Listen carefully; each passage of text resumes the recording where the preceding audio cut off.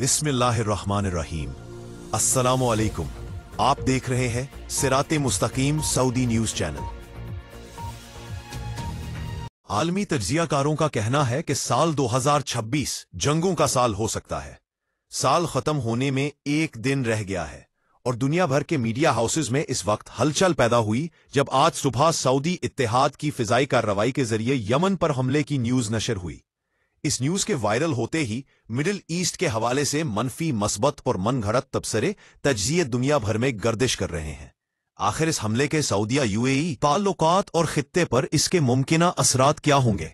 अल जजीरा और Arab News की जारी करदा तफसीलात के मुताबिक आज सुबह 30 दिसंबर 2025 को यमन में सऊदी अरब की क़यादत में कायम अरब इत्तेहाद ने एक महदूद फिजाई कार्रवाई अंजाम दी, जिसका मकसद मुत्तहिदा अरब इमारात यूएई से मुबैना तौर पर आने वाली हथियारों और जंगी गाड़ियों को निशाना बनाना था। मुमलिकत की सरकारी खबर रसां एजेंसी की रिपोर्ट के मुताबिक 2 बहरी जहाज फुजैरा यूएई से मुकला बंदरगाह यमन आए। इन जहाजों ने ट्रैकिंग सिस्टम्स बंद कर रखे थे ताकि इनको ट्रैक या आमद दोरफ्त को मॉनिटर ना किया जा सके, और वहां बड़ी तादाद में हथियार और अस्करी गाड़ियां उतारी जा रही थीं, जिन्हें मुत्तहिदा अरब इमारात की हमायत याफ्ता अलहदगी पसंद तंजीम सदर्न ट्रांजिशनल काउंसिल, जिसे एसटीसी कहा जाता है, उसकी मदद के लिए इस्तेमाल किया जाना था। सऊदी अरब ने उन्हें कानूनी इजाजत के बगैर असलहा दाखिल करने और यमनी जंग में उसका इस्तेमाल गैर कानूनी करार देते हुए हदफ बनाया।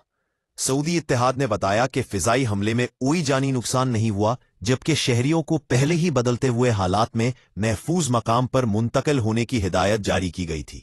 इस हमले के बाद यमनी सदारती क़यादत कौंसिल ने मुत्तहिदा अरब अमारात के साथ दिफाई मुआहिदा मंसूख कर दिया और ऐलान किया कि तमाम अमाराती फौजियों को 24 घंटों में यमन छोड़ना होगा। साथ ही मुकला और दीगर इलाकों पर 72 घंटे के लिए जमीनी और समंदरी ब्लॉकेड भी नाफिज कर दी गई है। रहनुमा रिशाद उल अलीमी का कहना था कि अब यमन किसी भी गैर मुल्की फौजी मुदाखलत को बर्दाश्त नहीं करेगा और खुद मुख्तार दिफाई फैसले लेगा। आलमी तज्जियाकारों का कहना है कि 10 साल से जायद अरसे से सऊदी अरब और मुत्तहिदा अरब अमारात हूसी बागियों के खिलाफ एक मुश्तरका इत्तेहाद का हिस्सा है, लेकिन मौजूदा कशीदगी अरब इत्तेहाद में संगीन दरार का सबब बनी है। सऊदी अरब ने वाज़ेह किया कि यूएई की जानिब से यमनी अलहदगी पसंदों की मदद सऊदी और यमनी हुकूमत के मौक़िफ़ के खिलाफ है और इससे सऊदी कौमी सलामती और खित्ते के अमन को खतरा लाहक है।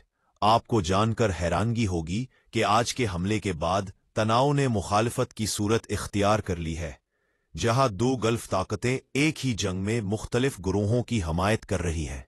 सऊदी अरब यमनी हुकूमत की हमायत करता है, जबकि यूएई बाज जनूबी अलहदगी पसंद फड़ों को मजबूत बनाने का काम कर रहा है। सदर्न ट्रांजिशनल काउंसिल एक अलहदगी पसंद ग्रुप है जो यमन के जनूबी इलाकों में खुद मुख्तारी का मुतालबा करता है और हालिया हफ्तों में हजरमत और अलमहरा जैसे इलाकों पर कंट्रोल हासिल कर चुका है। ये ग्रुप यूएई की हमायत याफ्ता समझा जाता है, जिसकी वजह से सऊदी हुकूमत ने इसे खित्ते में अदम इस्तेहकाम फैलाने वाला करार दिया है। आज के हमले और बढ़ती कशीदगी के बाद गल्फ इत्तेहाद में कशीदगी जोर पकड़ती नजर आ रही है। सऊदी अरब और यूएई के ताल्लुकात में दरार ने गल्फ ताउन कौंसिल में तनाव बढ़ा दिया है, जो पहले मुत्तहद था। इससे खित्ते में ताकत का तवाजुन भी नाजुक सूरत हाल में पहुंच सकता है। सिक्योरिटी और माशी मामलात पर मनफी असरात पड़ सकते हैं। इस ताज़ा कशीदगी की वजह से गल्फ स्टॉक मार्केटों में कमी देखी गई है, जहां दुबई और अबूधाबी की इंडेक्स में तेजी से गिरावट हुई, जबकि सऊदी मार्केट भी मुतासिर हुई। यमन की खाना जंगी मजीद पेचीदा होती दिखाई दे रही है। यमनी खाना जंगी पहले ही अरसा दराज से जारी है और अब मुत्तहिदा हुकूमत और अलहदगी पसंदों के माबैन बढ़ती कशीदगी ने अंदरूनी लड़ाई को मजीद पेचीदा बना दिया है, जिससे आम शहरी मजीद खतरात और इंसानी बहरान का शिकार हो सकते हैं। इलाकाई इस्तेहकाम पर भी खतरा मंडलाने लगा है।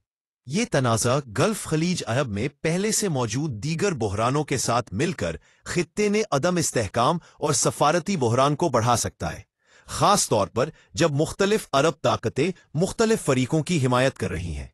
आज की सऊदी इत्तेहाद की फजाई कार्रवाई और इसके बाद यमनी हुकूमत का दिफाई मुआहिदा खत्म करना खित्ते में एक नए संगीन मरहले का आगाज है। सऊदी और यूएई के ताल्लुकात में पैदा होने वाली कशीदगी यमन के खाना जंगी की पेचीदगियां और इलाकाई सियासी बिगाड़ مستقبل میں زیادہ سنجیدہ نتائج مرتب کر سکتے ہیں جن کی نگرانی عالمی برادری کر رہی ہے۔